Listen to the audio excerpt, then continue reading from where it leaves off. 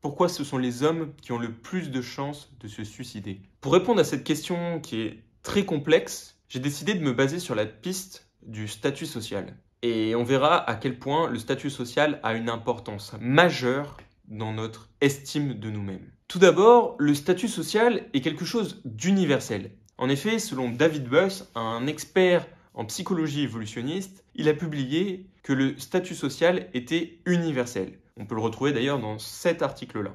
Selon la psychologie évolutionniste, le statut social est un indicateur d'accès aux ressources. En effet, plus on a un statut social élevé, plus les ressources deviennent abondantes. Et par conséquent, les femmes désirent les hommes qui ont un haut statut social. Dans l'étude que je vous ai montrée juste avant, David Buss révèle que sur plus de 50 cultures étudiées, dans chaque culture, il s'est révélé que les femmes étaient attirées par les hommes avec un haut statut social. On peut alors se demander, mais quel est l'impact du statut social concrètement sur nos vies, étant donné que les femmes mettent une pression énorme sur les hommes pour qu'ils aient un statut social élevé. Comme on le sait tous, l'être humain est un animal social.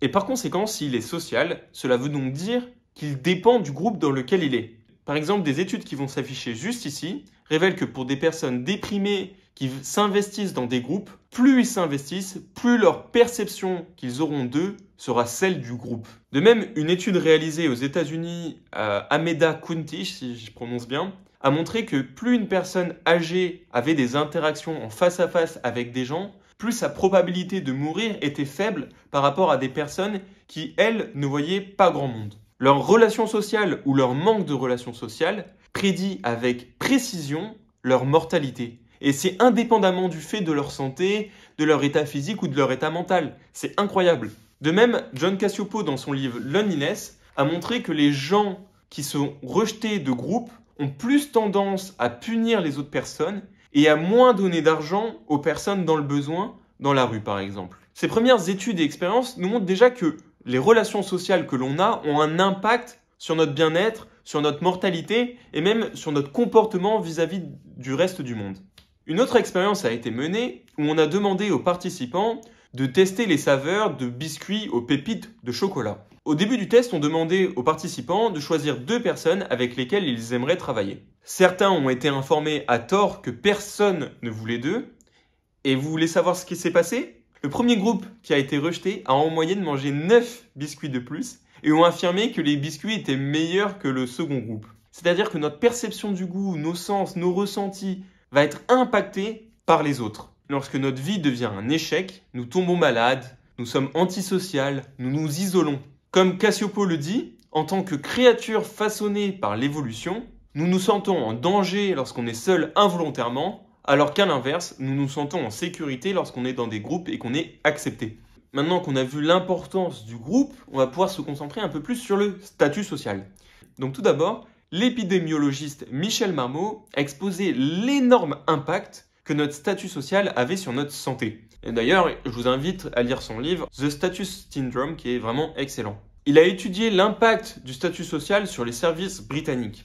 Et sa découverte est fondamentale. Il a montré que le grade que les personnes atteignaient au cours de leur vie prédisait leur âge auquel ils vont mourir. Par exemple, un fumeur en bas de la hiérarchie avait plus de chances de tomber malade indépendamment de sa santé, indépendamment de son salaire, indépendamment de ce qu'il mangeait, de tout en fait. C'est juste fascinant. De même, les ouvriers entre 40 et 64 ans ont 4 fois plus de chances de mourir que celui qui est en haut, leur administrateur. En fait, c'est pareil pour chaque échelon. Celui qui est juste au-dessus de vous a plus de chances de survivre face à la vieillesse que vous.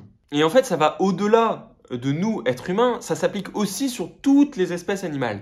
Lors d'une expérience, ils ont administré une diète en cholestérol à tous les singes d'une tribu. Le singe qui était au sommet de la hiérarchie avait moins de chances de tomber malade que tous ses homologues, alors qu'il recevait exactement la même diète. Mais ce qui est intéressant pour vous, c'est que ce n'est pas la hiérarchie initiale qui compte, mais celle finale, celle où vous vous situez actuellement. Même le docteur Marmot disait que les résultats étaient dramatiques, à quel point l'impact du groupe avait un impact sur nous. D'après le professeur Steve Cole, une pointure dans son domaine, professeur de médecine, professeur de sciences comportementales, professeur de psychiatrie, il affirme qu'il y a de nombreuses études qui montrent une importante corrélation entre le fait d'être en bas de la hiérarchie et l'augmentation de gènes qui favorisent l'inflammation ou de gènes qui diminuent les réponses antivirales. De même, d'après cette étude, se percevoir avec un moins haut statut social que les autres augmente nos chances de suicide et de déprimer. Certains psychologues affirment que quand nous devenons dépressifs, nous nous retirons de la compétition pour le haut statut social. Et en fait, ça va tellement loin que quand on perd, on s'insulte, on rage.